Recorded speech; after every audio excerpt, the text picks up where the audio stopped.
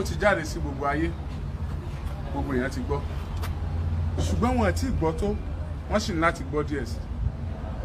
Ìdí tí wọ́n ṣe ní láti gbọ́ díẹ̀ sí ni pé ó yẹ ká tiẹ̀ mọ irú ẹni tí wọ́n pa, ibo ló ti jáde, àwọn èèyàn rẹ̀ ń kọ́, báwo ló ṣe rìnrìn àjò ẹ̀ tẹ́lẹ̀.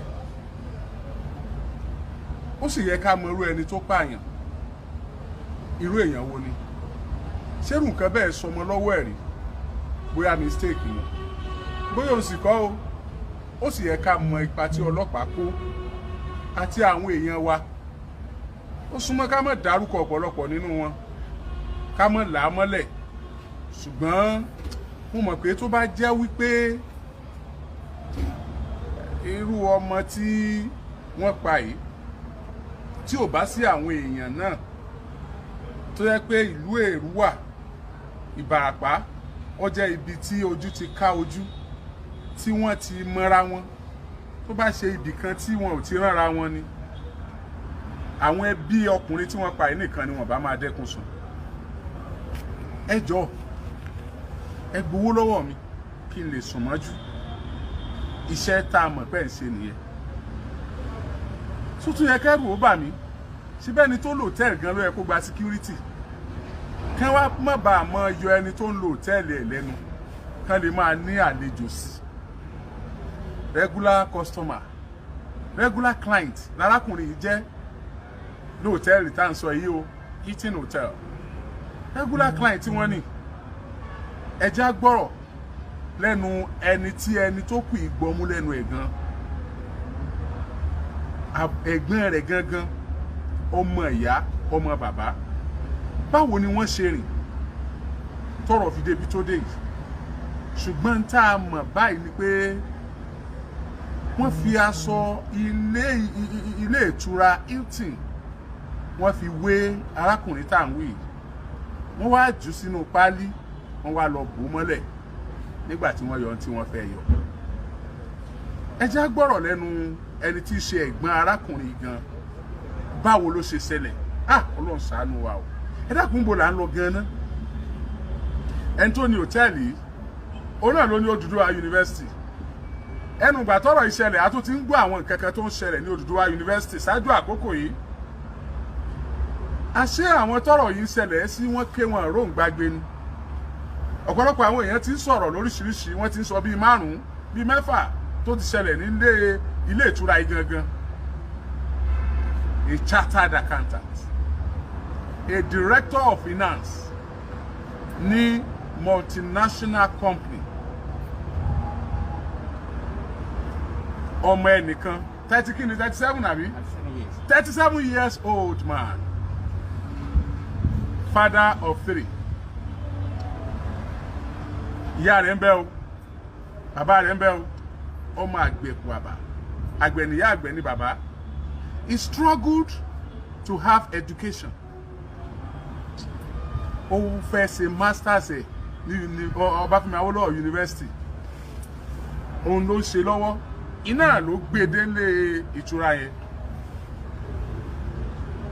Kì í sọkùnrin tó máa ń ṣèṣekúṣe, tó máa ń gbóbìnrin sùn. Tó bá sọkùnrin míì ní bó ṣe l'opportunity àti lọ rúbẹ̀ yẹn, kò ní sùn mọ́jú, òun àtobìnrin míì ní ó jọ sùn. A wá máa trace ibi tí wàhálà ti ṣẹlẹ̀. Bóyá obìnrin yẹn ti lọ, a ní bóyá obìnrin yẹn ló pa á. Mo rántí ọ̀rọ̀ CEO tẹlifíṣàn kan tó kúnjò ní, tó yẹ pé láti hòtẹ́ẹ̀lì náà ni wàhálà ti ṣẹlẹ̀. Tí wọ́n ti arábìnrin tó gbésùn tí wọ́n tì mọ́lé, táwọn èèyàn sọ pé kí wọ́n túlẹ̀, kí wọ́n fìyà jẹ àwọn oníròyìn fọ̀rọ̀ pọ̀ lọ́fun. Tí wọ́n tún gbé issue ẹ̀ lọ sí House of Representatives pé wọ́n ti ń disturb ẹ̀ jù káwọn oníròyìn má dọ́dọ̀ ẹ̀ mọ́. Ta ló mọ̀ bóyá, because a lè imagine ọmọ kékeré lọmọ yẹn náà, báwo ló ṣe lágbára àti padú máa yẹn. Nǹkan bẹ lẹ́yìn nǹkan. Ẹ jẹ́ á gbọ́ o bó ṣe ṣẹlẹ̀ gan.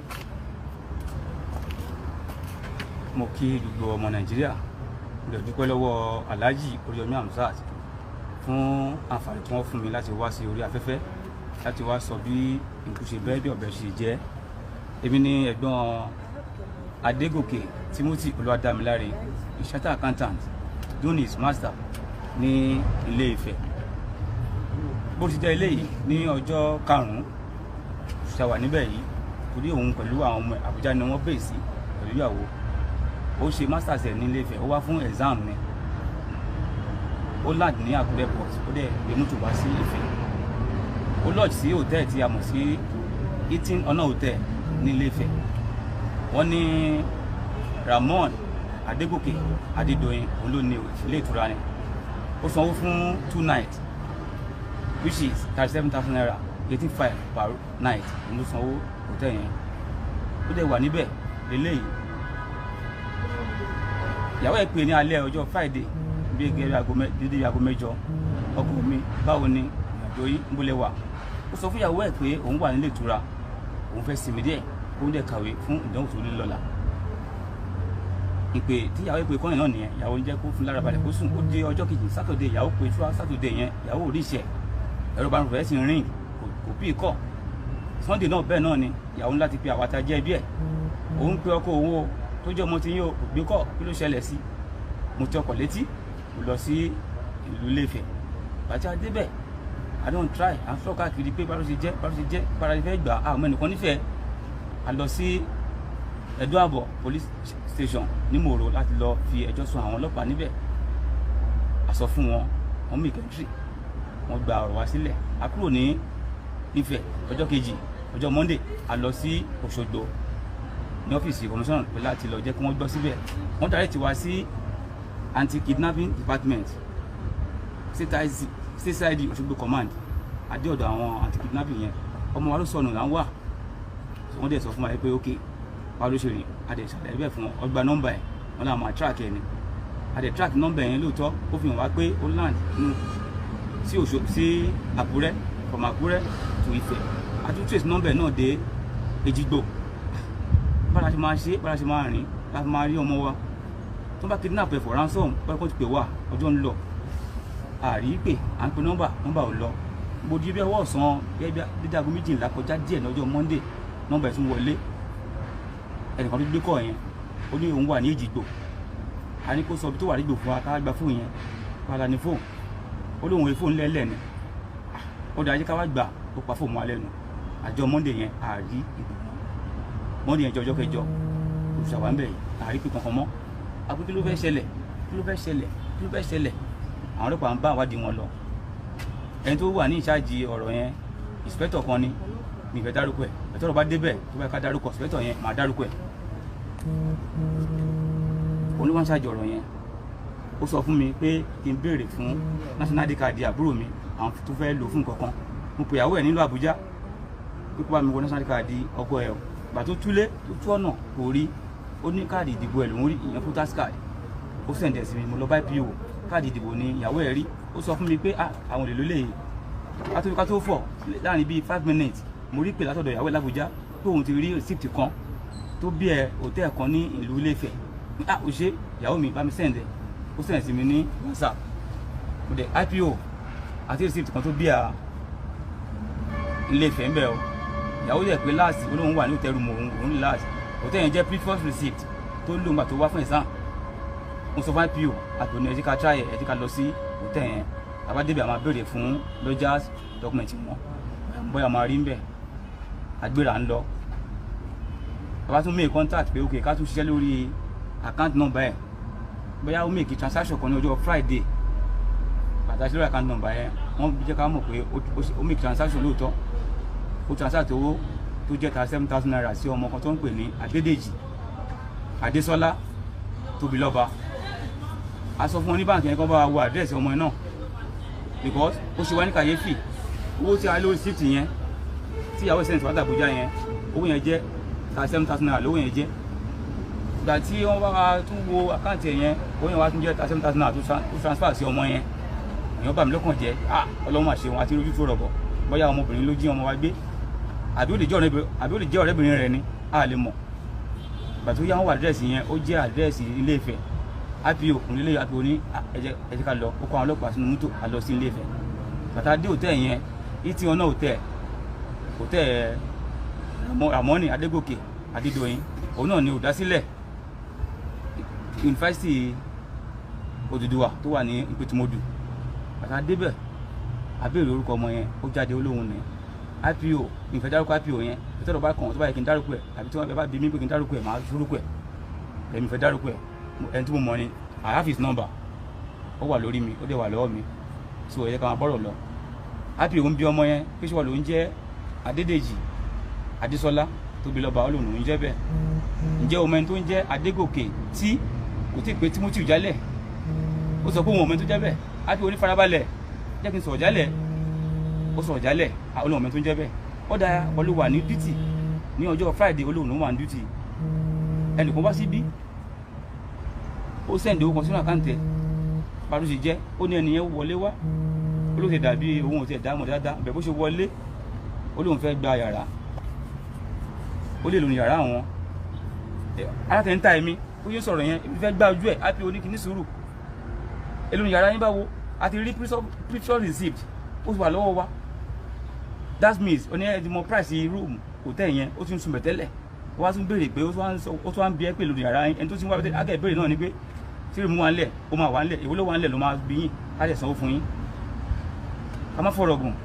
ó ní ó lóòótọ́ ló sanwó sákàǹtì òun ó sì bá tiẹ̀ lọ ó lóun padà bọ̀ àwọn ohun ọ̀dẹ̀ rí mọ́ àwọn tó mọ̀ náà nìyẹn kò jù bẹ́ẹ̀ lọ àti ohun tó wá rí bẹ́ẹ̀ ẹ fún wa ní dọ́kúmẹ̀ntì ẹ ti ń lọ́ọ̀yà àwọn èèyàn wọn bí jáde IPO gbà ká tó kúrò níbẹ̀ IPO ti ṣiṣẹ́ lórí dọ́kúmẹ̀ntì yẹn torí ó gbìyànjú tó bá ṣe ohun tí ọ̀dà mo máa sọ ó yá fẹ́ mo wà yìí tó bá ṣe ohun tí ọ̀dà mo máa sọ inspector yẹn ó gbìyànjú lórí àárín yẹn díẹ̀ ó ti wò ó àti di pé nọ́mbà receipt kan ti miss IPO wa ń béèrè ń pẹ̀sẹ̀ wọn pé receipt yìí ti miss kí ló fà á tí ẹ ṣe jump sí nọ́mbà yìí ó yẹ kó bẹ̀rẹ̀ láti nọ́mbà yìí ni kí ló fà á bẹ̀rẹ̀ láti fún mi kí ló ṣẹlẹ̀ sábúrò mi bàtà ń bá a lọ IPO fi áńkọ̀ sọ ọmọ ẹbìnrin lọ́wọ́ ó arrest ẹ̀ àgbé lọ sí Òṣogbo láti fẹ́ wọ́n máa nú bá wa ó bá ọmọ yẹn sọ̀rọ̀ ó ní lọ́ọ̀yà lòun pé kò máa bá ọmọ yẹn ní Òṣogbo kó máa wọ̀rí kó máa tẹ̀lé wa lọ adé Òṣogbo wọ́n tún bí lọ́rọ̀ kò jẹ́wọ́ the following day mo débẹ̀ ní IPO sọ fún mi pé ní development ti jáde o pé a máa ń láti lọ sí Ifẹ̀ láti lọ tún make order arrest IPO màkúṣẹ́ amúra agbọ̀nàfẹ̀ bẹ̀ká tó lọ IPO jẹ́ kí n mọ̀ pé ọmọ yìí ti òun ló fi ọ̀nà hàn wá tó fi jẹ́ pé ká tún fẹ́ lọ arrest àwọn márùn-ún mi wípé ọmọ yẹn ní kó òun mú document àgbà ní hotel yẹn wá ọmọ yẹn wá mi rí báyìí pé orúkọ yìí kì í ṣe orúkọ òun ni láti yí láti mú dẹ̀ kọ́ definitely wọ́n ti doctor document yẹn ọmọ yẹn wá ní kí IPO fún un ní fóònù ẹ̀ ọmọ yẹn tẹ fóònù yẹn IPO gbà lọ́wọ́ ẹ̀ ó wò ó ti rí i pé ọmọ yẹn ti snap document yẹn sí orí fóònù ẹ̀ àwọn tó lọ ìṣó hotel yẹn lọ́jọ́ yẹn wọ́n jẹ́ 16 mẹ́rìndínlógún ni wọ́n orúkọ àbúrò mi ní number 1 Adégòkè Timothy Olúwadámiláre room 305 náà allocate fún and he paid 37,000 naira for 2 nights followed by other name the name making 16 èyí tó ń lè gbé fún wa ní hotel yẹn 15 ló wà ń bẹ̀ IPO ní báyìí a ní láti lọ sí Ifẹ̀ láti lọ make more arrest wípé receptionist ti ọmọ yìí Bísọ́lá yìí tó hand over fún following day àti àwọn others tó ń jọ ṣiṣẹ́ get them arrested àgbé wọn wá sí Òṣogbo ládébẹ̀ àgbé wọn láti tó gbé wọn ní Adédoyin yìí tó ní hòtẹ́ẹ̀lì yìí tó ti ń wá náà àti ṣe pankipanki níbẹ̀ yẹn wọ́n lè testify sí IPO lè testify sí èmi tí mo ń hot tẹ́pà búrò mi ni wọ́n ṣe nǹkan tí ò dáa fún tí mo ń hot tí mo bá búrò mi Adédoyin wá ń ṣe ìsìnmẹ̀sìnmẹ̀ àtàwọn ọ̀rẹ́ kan níbẹ̀ mo blast wọn fẹ́ cause nuisance níbẹ̀ lọ́jọ́ yẹn they have to beg me pé kí n ní sùúrù ọ̀rọ̀ ní sùúrù kan eléyìí o Adédoyin àwọn ọjọ́ ọkùnrin náà ń pè ẹ́ tí ẹ bá ṣọ́ra ẹ máa fi ṣe ṣòpin o tó dáa ń gbọ́ series of things nípa ọ̀tẹ̀ yẹn tẹ́lẹ̀ òkè ṣàkọ́kọ́ kì í ṣe kejì kì í ṣe kẹta ó ti tó bí ẹ̀kẹfà tí àwọn lójúàti máa ń miss níbẹ̀ yẹn pé bẹ́ẹ̀ torí àwọn family wọn ò lẹ́nu ń bẹ̀ ṣé ẹni tó bá lówó sí kọ̀ọ̀rọ̀ ayé wa ni tí olówó nìkan ló ní ayé ni alówó àlówó àjọ ní ayé yìí ni lóòótọ́ àwọn olówó bẹ́ẹ̀ aléèyàn àti lọ́rọ́run mo sọ fún Adédoyin bẹ́ẹ̀ yẹn lọ́jọ́ yẹn he tried to beg me Adédoyin sọ pé my brother take it easy sorry sorry for yourself sorry for what you say I should sorry for what sorry my foot I want my brother so with the help of the police around wọ́n sábẹ̀ mi wọ́n mú mi àwọn mọ́tò ìsúnmọ́ ìwé a lọ sí Òṣogbo ọ̀la márùn-ún yẹn a kó wọn lọ báyẹn bàtà adéṣogbo the RPO and the OC anti-kidnapping Òṣogbo wọ́n interview wọn orally pé báwọn ṣe jẹ́ wọ́n gbé kinní ìtagbà ní document àgbàlótẹ̀ yẹn lọ́jà names contact àgbàlótẹ̀ yẹn wọ́n á bí wọ́n ní kọ̀ọ̀kan pé ta ló ṣe jẹ́ ọ̀kan ní ṣẹ́kà lòun ìkejì ní òun ni manager 4 ọ̀kan ní òun ni receptionist eléyìí lòun lọ́dítọ̀ auditor wọn ló wá ń dùn kíni fún wa náà ṣé o tí auditor ni olóhùn tí auditor ok ẹ sọ báwo ni orúkọ ẹni ṣe mix báwo ṣe mix adẹ àti ó dẹ̀ ṣú ẹ̀ fún lórí fóònù Adésọlá yẹn àbí Tóbilọ́ba yẹn pé ẹ wá wò wọ́n dẹ̀ rí wọ́n yanu ni ìpínlẹ̀ òótọ́ àwọn sáyẹn lé ìbọ̀ ilé yìí àwọn kan tó tó ẹ̀ ni àti oníkan jẹ́wọ́ wọn ò jẹ́wọ́ until the following day but one of them náà ta mú yẹn wọ́n pè láàfà ọmọ Èjìgbò ni and through our tracking track ẹ̀ pé fún ẹ̀dẹ́ Èjìgbò and someone pick it tó ń wà Èjìgbò wọ́n yóò má jì adẹ̀ tún mú àfà yẹn ó fún jẹun Èjìgbò ìyẹn receptionist wọ́n á pè àfà yẹn pé àbí wọ́n bí àfà yẹn pé àfà ìgbà olóyè kó close ní ẹnu iṣẹ́ ó ní 12 to 12 ní ìgbà ló close ó ní 8 ní níbo ló olóńlò Èjìgbò kí ló ṣe Èjìgbò olóhùn lọ family house òun lọ kí wọn òun lọ lé nǹkan kan ṣe pé ọ̀rọ̀ yìí ti rí bákan àgbẹ̀hún sọ fún IPO pé IPO olójútùú àfà àti director iléeṣẹ́ yẹn Adédoyin kó bá mi wá àbúrò mi nǹkan tí mo fẹ́ nìyẹn kó bá mi wá àbúrò mi later ní wọ́n ṣe wá bá wọn investigate lọ ní wọ́n bá wọn sọ̀rọ̀ ẹ̀wọ̀n mo tètè jẹ́wọ́ bẹ́ẹ̀ mo dúpẹ́ lọ́wọ́ mo sọ síwájú mo dúpẹ́ lọ́wọ́ Alhaji Oyomi Hamzat fún àǹfààní tí wọ́n fún mi torí àwọn studio wọn báyìí mo ní dúpẹ́ lọ́wọ́ àwọn ọmọ Nàìjíríà torí wọ́n dìde sí wa wọ́n pa lẹ́nu kan ọ̀bẹ alọ́lọ́run wọ́n dìde sí wa mo fẹ́ máa dárúkọ àwọn yẹn pọ̀ tí wọ́n dìde tó jẹ́ àwọn alágbára tó ní mo sọ fáyédóyin mo confront ẹ̀ fáyédóyin I will tell you we hold this Nigeria this country together tẹ́bá wọ́n ló wà influential ó ń kó security rìn bíi 5 6 méje eléyìí ò jẹ́ wá justice must prevail in this case Adédoyin wá rán lọ́ọ̀yà sí mi lọ́ọ̀yà wá sí Òṣogbo láti Ifẹ̀ ó wá ń bá mi I don't know the name of the lawyer but I know him if I see him the lawyer called me my brother come mo ní why are you calling me say I want to talk to you okay kí ló ṣẹlẹ̀ ó ní my brother what do you think we can do before what do you think we can do to what who are you ó ní lọ́ọ̀yà lòun lọ́ọ̀yà ta ni ó ní Adédoyin lòun do for what only on this matter which matter on this case which case if you want me to say anything can we have a round table meeting round table discussion round table for what are you trying to bribe me I'm representing the whole family Adeoke family here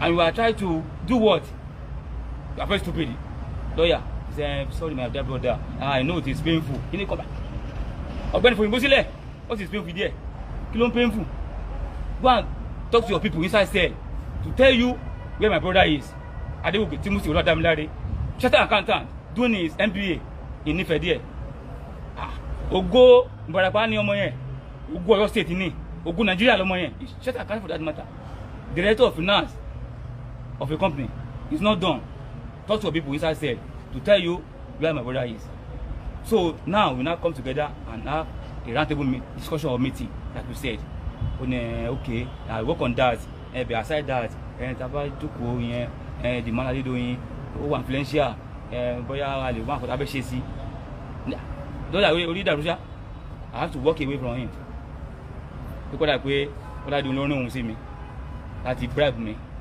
wọ́n fẹ́ fún mi lówó ẹ̀mí àbúrò mi kọ́dà pé wọ́n dàrúṣà àbọ̀n sick sórí ni mo kúrò níwájú ẹ̀ so à ń bá kìsìn lọ wẹ́rẹ́wẹ́rẹ́ ọ̀ntì táwọn èèyàn bí èèyàn àwọn tó lọ́wọ́ rán sí wa tó wọ́n dìde lórí ọ̀rọ̀ yìí tó ń lọ sí Àbújá tó ń lọ sí Gbá tó ń lọ sáwo Ọ̀ṣun State Commissioner of Police CP Ọ̀ṣun ọrùn ẹ̀ ti kún orí fóònù ẹ̀ ti kún fún ìpè ó wá láti pe DC pẹ̀lú IPO pẹ̀lú OC anti-kidnapping pé you have to treat this case well mo dúpẹ́ lọ́wọ́ commissioner yẹn láàrin yẹn so they now call us pé ká wá bá wọn nífẹ̀ẹ́ a lọ sífẹ̀ the commissioner now order pé kán lọ arrest Ramon Adégòkè Adédoyin òun ló ní hòtẹ́ẹ̀lì yẹn, òun lè ní founder Odùduwà University. So Odùduwà University àti Odùduwà University pẹ̀lú Ifẹ̀ City Polytechnic with College of Education, I don't know. Maye of Ifẹ̀. Maye of Ifẹ̀ òun ni.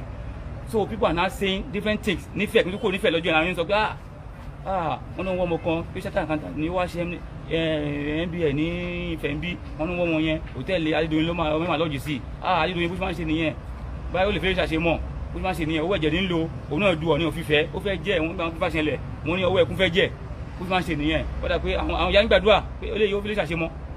Mo lè dúpẹ́ pé commissioner of police Ọ̀ṣun wọ́n ti ọ̀dà kan lọ arrest ẹ̀. In fact àwa lọ́wọ́ ọ́fíìsì commissioner of police níjẹta tó ń fi arrest ẹ̀ bá wa níbẹ̀ ni pẹ̀lú àwọn èèyàn mi wọ́n dẹ̀ gbé wá wọ́n dẹ̀ kàn lọ take statement ẹ̀ kàn dẹ̀ lock it up with his influential wọ́n dẹ̀ lọ tìmọ́lé báyìí ó wà ní àtìmọ́lé báyìí sọ̀rọ̀ yìí. A dẹ̀ fẹ́ kí òtítọ́ kó fara hàn jù báyìí lọ ìdájọ́ òdodo lórí ọ̀rọ̀ yìí kó fara hàn.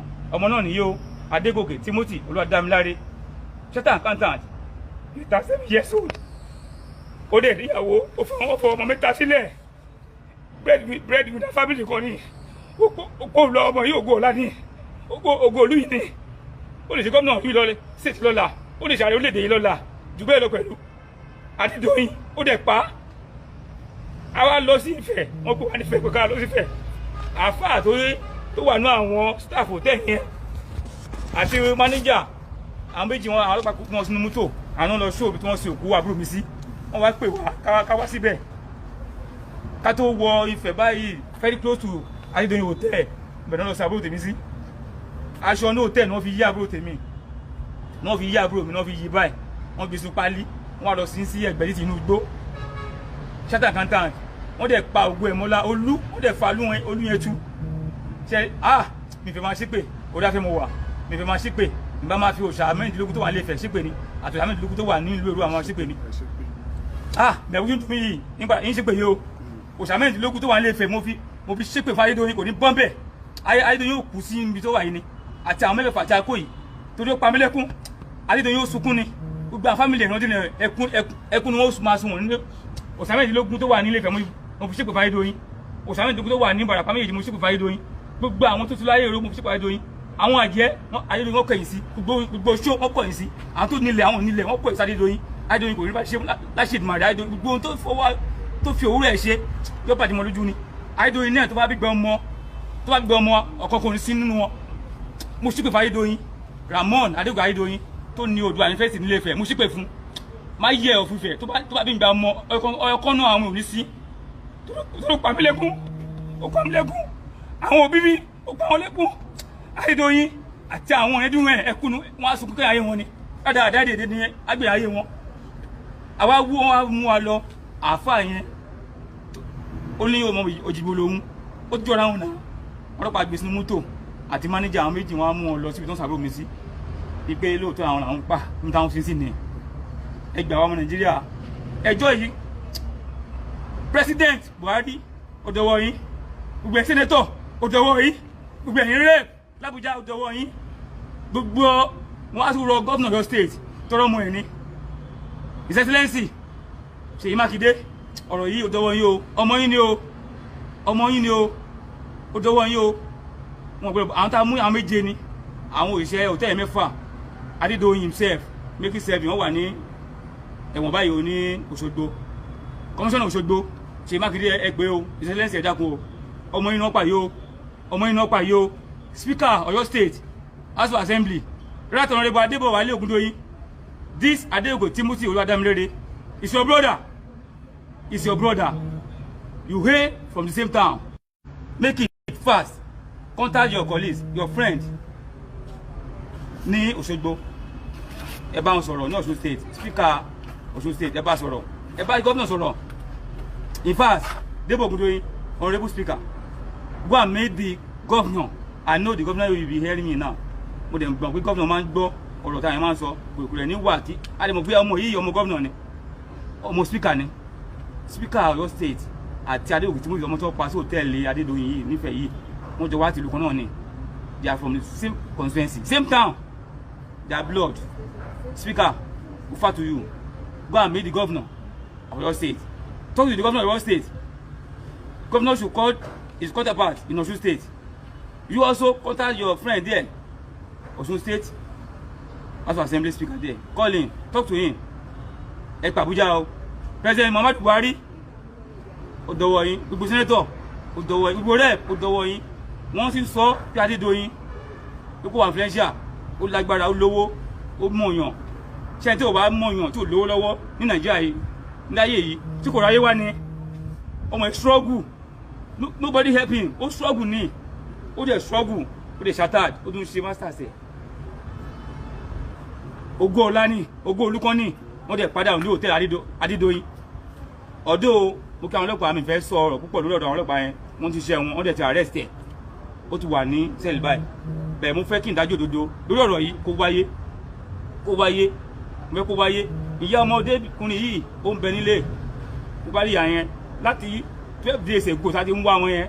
Ìyá yóò jẹun. Go to Rwanda now. You will see his mother there. Tó bá bí ìyá yẹn ṣe rí. Ẹ wò pé kí ló ṣe yá yìí. Àbúrò sick láti bí ọdún méjì ni. Ìgbà tí ò jẹun ó ń ronú. Ó náà ti pa ọmọ òun. Ṣé fẹ́ kú rí bẹ́ẹ̀? Ìyá yìí jẹun ọmọ 7 years. Ó dẹ̀ fìyàwó sílẹ̀. Ọmọ 3 ló fi sílẹ̀. Ṣé kú rí bẹ́ẹ̀?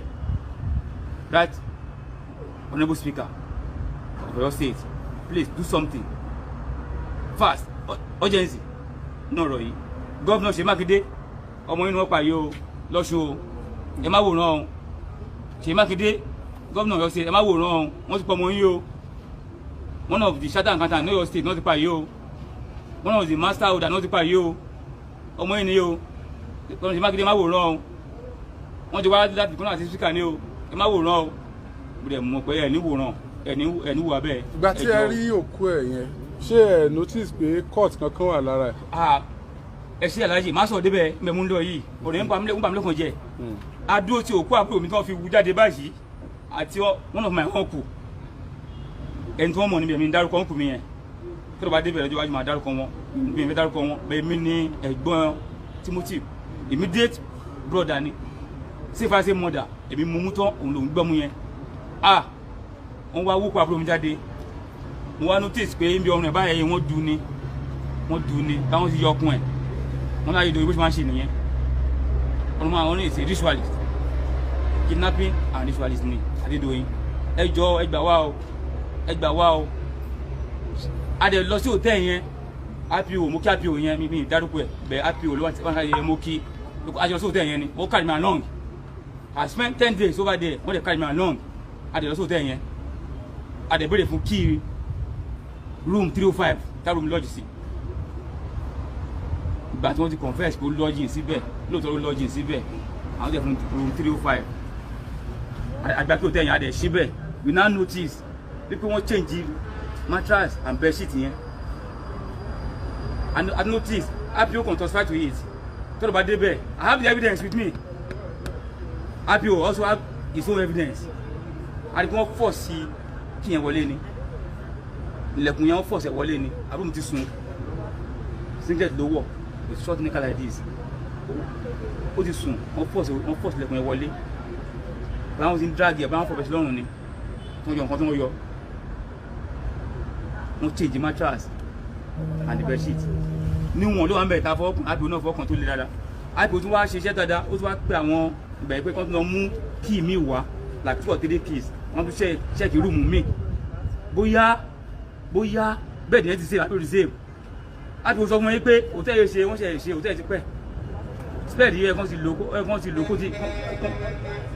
kán ti filẹ̀ wọ́n á change mattress torí pé ọ̀bẹ náà fi dí lọ́rùn nítorí fẹ́ yọ wọ́n yọ I notice that bẹ́ẹ̀ amadó di ọ́tọ́mù tí wọ́n náà fẹ́ ṣe kọ́lọ́pàá kan dọwọ́ rú kán wá rí bí àti máa fáyà wọn bẹ́ẹ̀ mọ̀ pé àrọ́pọ̀ ní fẹ́ ṣe bẹ́ẹ̀ RPO mi ìbí dárúkọ ẹ mo kí ẹ OC tó wà ṣáàjẹ mo kí ẹ DCP mo kí wọn tó dáná mi kàrẹ́ sí Adédoyin CP mo kí ẹyin náà bẹ́ẹ̀ tẹ́lẹ̀ bá dé bẹ́ẹ̀ gbogbo ohun tí ẹ̀ka tó wá tú fún yín àyà fótó rúùmù yẹn wọ́n fọ̀ sílẹ̀kùn wọlé ni àtúnṣe suspect lọ stay níbi kan ní rúùmù yẹn RPO ya fótó yẹn RPO yóò lè deny o lè deny nígbà wọn mú kí ìyẹn dé a ṣí àwọn 2 or 3 rooms àtúnwò bẹ́ẹ̀dì yẹn a fi ilẹ̀ àti pé kò dì same rárá àwọn ilẹ̀kùn ní òdì sí ẹ̀ tó wọ́n ti change gbọ́kàn bẹ́ẹ̀ happy o have the evidence torí ó snap ẹ̀ èmi náà snap àwọn kan sórí fóònù mi tí mo dẹ̀ ní lání for tomorrow.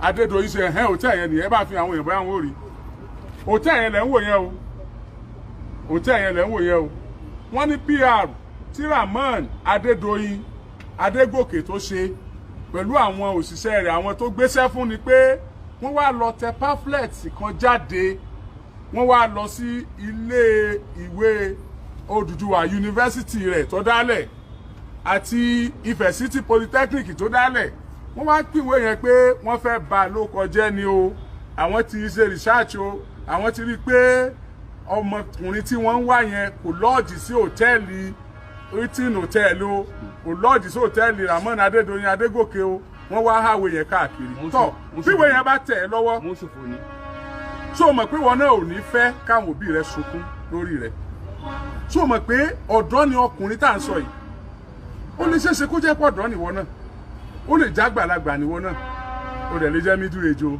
gbogbo ẹ̀ tí èèyàn bá nírú kí lórúkọ ọkùnrin tá à ń wá yìí Adégòkè Timothy tá a bá nírú Adégòkè Timothy àsọmọ á nírú ẹ̀ àṣẹ̀gbọ́n àbí ká ní irú rẹ̀ àbúrò ta ló fẹ́ kí ògùn ná gbòǹgbò ìdílé òun kọ́ wọ mi ta ló fẹ́ kí ògo ìdílé òun kọ́ wọlẹ̀ láìpẹ́ ọjọ́ ta ló fẹ́ fojú sunkún olú ọmọ kò sí wọ́n sì ní kẹ̀lẹ̀bẹ̀ balẹ̀ sára gírí ọlọ́kùnrin lọ́mọ bíi tí nǹkan gbé ṣe nínú ara ẹ dákun torí Ọlọ́run ẹ̀yin èèyàn wa tẹ́ ń wo show yìí mi ò mind kẹ́ copy ẹ̀ kẹ́ tún post ẹ̀ sórí show yìí oríṣiríṣi I don't mind mi ò fi restriction kankan sí mi ò mind kẹ́ share ẹ̀ sí anywhere a fẹ́ máa follow kéèsì títí tí wọ́n fi ṣèdájọ́ Rahmon Adégòkè Adédoyin máyẹ̀ Ilé-Ifẹ̀ ọjọba ń fẹ́ o. ilé ti yẹ o.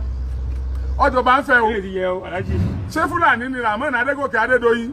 àní Fúlàní pa wá ṣé Fúlàní ni Rahmon Adégòkè Adédoyin. Odùduwà yunifásitì ni yunifásitì rẹ̀ ń jẹ́ o. Ilé-Ifẹ̀ níbi tí alójú ti ń mọ́ wáyé bí orírun lẹ̀ Yorùbá ọmọ ibẹ̀ ni o ó tún joyè ń fẹ́ o. Ọọ̀ni ti Ilé-Ifẹ̀ lọ́wọ́lọ́wọ́ báyìí nígbà tí ó fi débẹ̀ wọ́n jọ du oyè Ọọ̀ni ni o tó bá jẹ́ pò ń lò tiẹ̀ wá jọ̀ ní kọ́ báyìí ẹ̀yin tẹ́ ń wò wá tí ọba wa Ògúnwùsì tí ọba jẹ́ Ọọ̀ni tó bá jẹ́ pé Rahmon Adégòkè Adédoyin lọ jámọ́ lọ́wọ́ ńgbà náà nǹkan náà kẹ́tù wá mọ̀ wo àwọn kẹ́tù wá lè mọ̀ tòsí lẹ́yìn ìgbà náà kán nítorí pé oúnjẹ Rahmon kán nítorí ìyẹn o àwọn tòsí lẹ́yìn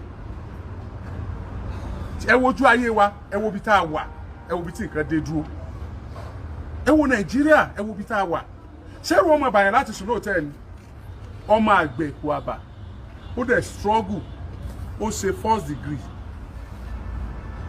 ó ń ṣe second degree ẹ̀ lọ́wọ́ which is masters but ó tún ti wá gbìyànjú chartered accountant gbogbo alámọ̀ tó take láti jẹ́ chartered accountant náà gbogbo alámọ̀ tó take láti jẹ́ chartered accountant wọ́n sọ ọmọ olówó náà wọ́n ṣe pé nìkan gbówó fún ó kàn fẹ́ jẹ́ èèyàn láyé ó fẹ́ mú àwọn òbí ẹ̀ kúrò nínú ìyà ó fẹ́ kí wọ́n máa kọrin ire kí ẹbí wọn ó fẹ́ dàbí Dr. Ismail Adéwùsì lérúwà ó fẹ́ dàbí àwọn èèyàn ńláńlá tó tèrúwà jáde ó fẹ́ kún wọn ọlọ́run sì ní oríṣẹ́ Director of Finance ní multinational company Director of Finance ní multinational company ẹ lè imagine ẹ wo tí wọ́n waste dànù mo mọ̀ pé ibi tí Rahmon Adégòkè Adédoyin bá wà báyìí yóò regret pé wọ́n mọ̀ pé ẹni tó ń parí báyìí but must you kill human being must you kill human being kí ló ń wá láyé ẹ má wàá sọ pé kí ni tún wá o ní tó ti ṣe kó tó ní ni o wọ́n máa ń renew rẹ̀ ni o wọ́n fi renew rẹ̀ ni o ẹ má sọ pé kí ló tún wá o kí wọ́n á ní future àwọn tó ń kàwé ní Odùduwà yunifásitì báyìí àbí ìjọba ò ní fún wọn certificate mọ́ wọn ni wọ́n mọ̀ bá ṣe ritual how many do we know like this ṣebí ìta àrí là ń sọ how many hotels ló ń ṣe báyìí ṣebí ìta àrí là ń sọ o ní university o ní polytechnic o tún ní wọ́n ló ní college of education náà tá àti ìmọ̀kọ rẹ ó tún ní hòtẹ́ẹ̀lì, gbogbo ibi téèyàn lè wà tó ti lè rí ìyàn lò, gbogbo ibẹ̀ ní dálẹ̀ ẹ̀yin ọmọ Nàìjíríà ní gbogbo ibikíbi tẹ́ ẹ bá ti ń wò wá. Adúpẹ́pẹ́ wò wá, adúpẹ́pẹ́ pín kínní ìka, ẹ jẹ́ kí wọ́n mọ̀ pé eégún tó ti jáde leléyìí tó ti kúrò láì wò, ẹ dákun tó ẹ torí Ọlọ́run, ẹ dákun ẹ fọkàn balẹ̀. Pẹ̀lẹ́. Ìdájọ́ òdodo ó wáyé lágbára Ọlọ́run. Ìdájọ́ òdodo ó wáyé. Ìdájọ́ òdodo ó wáyé. Ìdájọ́ òdodo ó no deserve láti leave. Mo no deserve láti leave. Kò deserve láti leave. Torí Bíbélì ní ẹni tó bá pa ni nípa idà náà ni wọ́n fi pa. Ó no deserve láti leave. Ẹ má dárúkọ, but mo fẹ́ kẹ́ appreciate gbogbo àwọn tó ti gbé gbèsè lórí ọ̀rọ̀. Ẹ má dárúkọ. Wọ́n kẹ́ alágbádá ló tiẹ̀ sí báyìí. Ẹ bá mi appreciate. Thank you very much. If not, we would like to appreciate. I appreciate our friend there, committee of friends. To jẹ́ àwọn friend àbúrò mi, I appreciate them all for their support. So far, our friend there, wọ́n try gan, wọ́n know one around, wọ́n try gan. I don't want to mention them. I appreciate my younger brother friends here and abroad. I appreciate them all. And the people stood beside us. In fact, I appreciate àwọn èdè wọn lọ sí Abuja 5G. Wọ́n ti dé wọn wá bá kọ́mítì wọn ní Ọ̀ṣun. Wọ́n tún lọ, wọ́n káàkiri, mo appreciate àwọn náà. Mo tún appreciate company tí àbúrò mi bá iṣẹ́. I appreciate them. Shaman Stone Company, Matama, Abuja. I appreciate their HR, branch manager, and all the staff. I appreciate them all for their support. But one look open the borrow. I want you to appreciate Speaker personally because of what I will get there, sir. Open the borrow. The friends, please, I'm not carry length. Continue pushing, continue working, and his company, Shaman Stone. Please, we appreciate you, but continue still pushing. But in Abuja, continue pushing, please. Please continue pushing. More appreciate the right honorable speaker. Although you know, I don't mention others' name, but the speaker has to mention his name because speaker of your state has to assembly, and they are brothers, hail from same town. Mo appreciate wọn speaker, mo ti rọ́wọ́ yín speaker, mo ti rọ́wọ́ yín káàkiri ẹ náà ti ṣiṣẹ́, mo ti ń gbọ́rọ̀ yín bẹ́ẹ̀ ṣe ń ṣe. In fact ẹ ti pè mí, èmi àti sọ̀rọ̀, èmi náà ti pè yín. In fact tí bá kó mi bá gan ó láti káyéra tá a ṣe sọ̀rọ̀. Mo appreciate, mo wọ́n kí His Excellency Governor Olúwaṣeyì Mákindé Abíọ́dún, mo kí yín, ẹ náà ti ń ṣiṣẹ́ ẹ̀bùn ẹ̀pẹ́ ẹ̀ tún ṣiṣẹ́ sí, mo kí yín o. I appreciate the governor of your state. I appreciate you. Bẹ́ẹ̀ yẹ kí n tún appreciate àwọn ọlọ́pàá ẹlẹ́kan sí ti Ọ̀ṣun, Commissioner of Police Ọ̀ṣun State, Deputy Commissioner of Police Ọ̀ṣun State, the OC anti-kidnapping Ọ̀ṣun State, the IPO in charge of the case. I appreciate you. Inspector, I know to mention your name, but I appreciate you. Best, please continue pushing, continue doing your work. Honorable Olúyẹmí Táíwò ńkọ́? Honorable Yẹmí Táíwò, mo adébẹ̀ náà bẹ̀rẹ̀ ẹni tó fún mi létí, mo adébẹ̀ náà. Honorable Yẹmí Táíwò, House of Representative members Tanini, Barapa East and Ido Federal Constituency, Abuja. It's in Abuja. Honorable Yẹmí Táíwò, he's my brother, you know. In fact, we are very close. Àwọn náà ti ṣe nǹkan kan. Ẹni tí wọ́n pa yìí àbúrò Honorable Yẹmí Táíwò ni. Oh, good. Honorable Táíwò pè mí personally fúnra wọn. I didn't call him because I'm not myself. I didn't get myself, but he called me all the way from Abuja. I even spoke with his SA. Even with SA pè mí lẹ́nu. As what I say, no, we are working on it. If Honorable Yẹmí Táíwò promise me pé àwọn máa tó bẹ̀ ní city àwọn, in which I know if we do it, as of rep, city wọn náà máa tó bẹ̀ níbẹ̀, àwọn máa take all necessary step. Mo wá rọ Alhaji Oyemi Hamzat, mo kí yín, bẹ̀ mo tún sọ fún yín níbi pé láti Honorable Speaker, mo rọ wọn, mo bẹ̀ wọ́n pé ọ̀rọ̀ yìí kàn debate ẹ̀ ní House, Ọ̀yọ́ State House of Assembly, mo yẹ kàn debate ọ̀rọ̀ yìí níbẹ̀. Through the Honorable Speaker, ọmọ speaker ni, ọmọ constituency ẹ ni, they are blood brothers. So wọ́n debate on any House of Assembly Ọ̀yọ́ State, kí speaker debate ẹ kó dá sílẹ̀, kọ́n dẹ̀ sọ lórí ẹ̀, wọ́n sọ lórí ẹ̀, kọ́n dẹ̀ ṣe kí ni, kọ́n dẹ̀ jẹ́ kọ́n mọ̀, and House of Rep also wọ́n debate lórí ẹ̀. House of Senate, Honorable Senator Kọ́lá Balógun, àwọn senator constituency wa Ọ̀yọ́ South Central District, senator wa ọ̀rọ̀ yìí dọ́wọ́ yóò.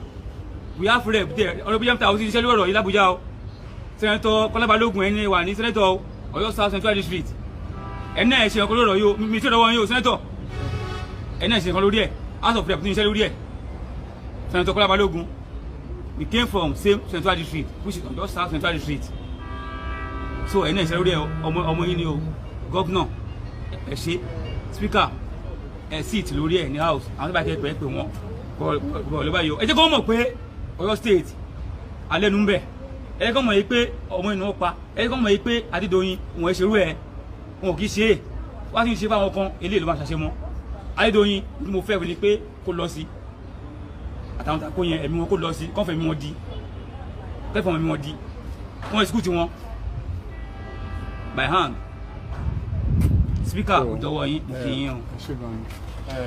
kò ní jù báyìí lọ ṣùgbọ́n à ń sọ fún yín adẹ̀bí ń tó yín létí a máa fún yín ní progress report on this matter time to time títí tá a fi máa rí wípé ìdájọ́ òdodo ó wáyé a máa fún yín ní progress report bó bá ṣe ń lọ ẹ ṣé gan ni o ẹ bá a ṣe àyè kó lè tàwọn alágbára lọ́wọ́ náà díẹ̀ sí ẹ ṣé ẹ pẹ̀lẹ́ ẹ yí pẹ̀lẹ́. Thank you very much. God bless you, sir.